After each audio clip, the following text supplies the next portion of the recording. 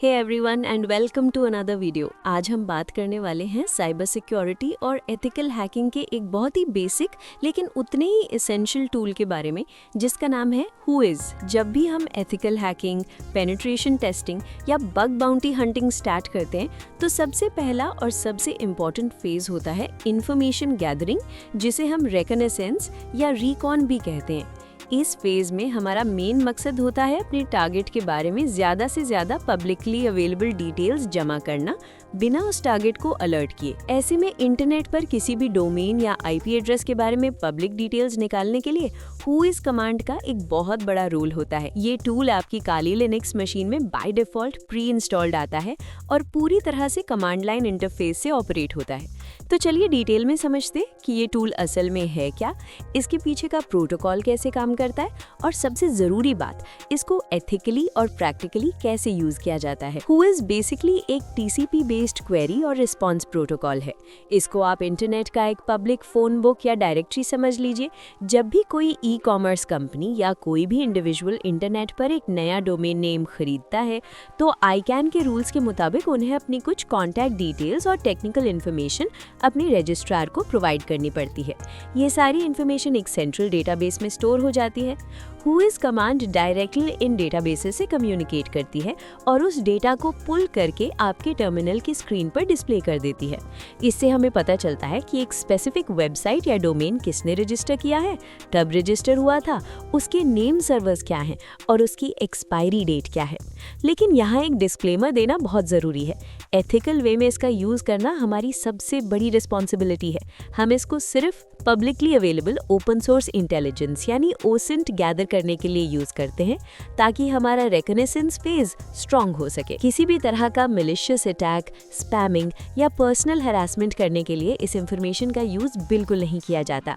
हमारा काम सिर्फ सिक्योरिटी टेस्टिंग और स्कोप को समझना होता है। अब मैं आपको अपना काली लिनक्स टर्मिनल ओपन करके प्रैक्टिकली दिखाती हूँ कि ये कैसे काम करता है। टर्मिनल ओपन करने के बाद आपको सिंपली टाइप करना है Whois स्पेस और उसके बाद उस डोमेन का नाम जिसे आप इन्वेस्टिगेट करना चाहते हैं। सबसे पहले हम एक बहुत ही वेल नोन और ग्लोबल डोमेन का एग्जाम्पल लेंगे। हम चेक करते हैं google.com की डिटेल्स। तो मैं टर्मिनल में टाइप कर रही हूँ whoisgoogle.com और एंटर प्रेस करते हैं। आप स्क्रीन पर देख सकते हैं कि काफी लंबा आउटपुट जनरेट हो गया है। चलिए इस इन्फॉर्मेशन को step by step break down करते हैं और समझते हैं। सबसे ऊपर आपको दिखेगा डोमेन नेम जो कि google.com है।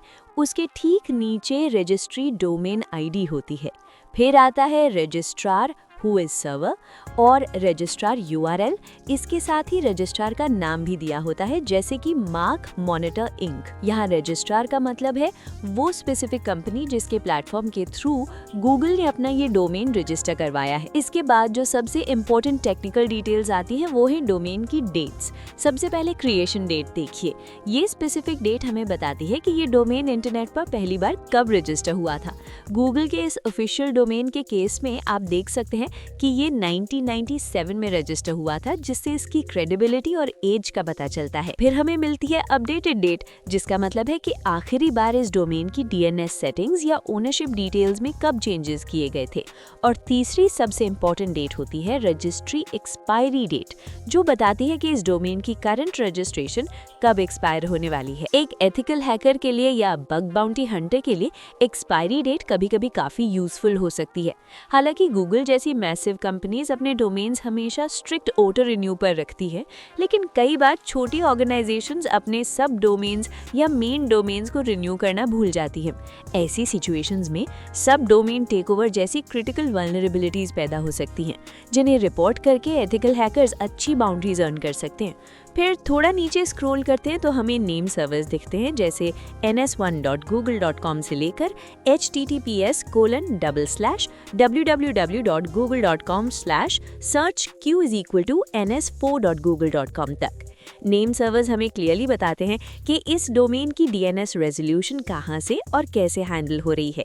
ये नेटवर्क मैपिंग के लिए क्रूशियल पॉइंट है। अब हम अपने दूसरे डोमेन का एग्जांपल लेते हैं जो हम एथिकल हैकर्स और बग बाउंटी हंटर्स के बीच बहुत ज्यादा पॉपुलर है। हम बात कर रहे हैं HackerOne.com की। HackerOne खुद एक लीडिंग बग बाउंटी और वल्नरेबिलिटी डिस्क्लोजर प्लेटफॉर्म है, तो नेचुरली इनकी अपनी सिक्योरिटी पॉलिसीज और प्राइवेसी मेजर्स बहुत टाइट होते हैं। मैं टर्मिनल को क्लियर करती हूँ और टाइप करती हूँ whoishackerone.com। एंटर प्रेस करने पर इसका डेटा फेच हो जाता है।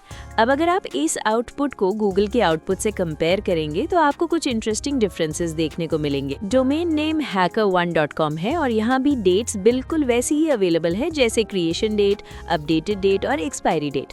लेकिन अगर आप ध्यान से रजिस्ट्रार या एडमिन के कॉन्टैक्ट डिटेल्स वाले सेक्शन को देखेंगे तो आप नोटिस करेंगे कि ज्यादातर specific email IDs, personal names या फोन नंबर्स एक प्राइवेसी प्रोटेक्शन सर्विस के पीछे छुपे हुए हैं। आजकल GDPR लॉज और प्राइवेसी प्रोटेक्शन टूल्स की वजह से ऑलमोस्ट सभी टेक कंपनीज अपना एक्चुअल डेटा मास्क कर देती हैं। ऐसा इसलिए किया जाता है ताकि फिशिंग अटैक्स, सोशल इंजीनियरिंग और अनवांटेड स्पैम ईमेल से उनके एम्प्लॉयज को बचाया जा सके। एक प्रोफेशनल एथिकल हैकर के रूप में आप इन डिटेल्स का यूज ऑर्गेनाइजेशन के कंप्लीट इंफ्रास्ट्रक्चर को स्ट्रेटेजिकली मैप करने के लिए करते हैं। इसीलिए व्होइस कमांड रिकॉन फेस का एक इतना बड़ा और फाउंडेशनल हिस्सा माना जाता है। ध्यान रखने वाली बात ये है कि ये कमांड सिर्फ डोमेन्स तक ही सीमित नहीं है, बल्कि आप सेम कमांड का यूज करके किसी स्पेसिफिक IP एड्रेस के बारे में भी डीपली डिटेल्स निकाल सकते हैं। मैं हमेशा अपने व्यूअर्स को रेकमेंड करती हूँ कि आप जो भी डेटा इस टूल से गैदर करते हैं उसको एथिकली ट्रीट करें। हमारा आखिरी गोल हमेशा सिस्टम्स को सिक्योर बनाना होता है। आज के इस वीडियो में हमने डिटेल में देखा कि व्होइस कमांड काली लिनक्स में कितना पावरफुल, फास्ट और सिंपल टूल है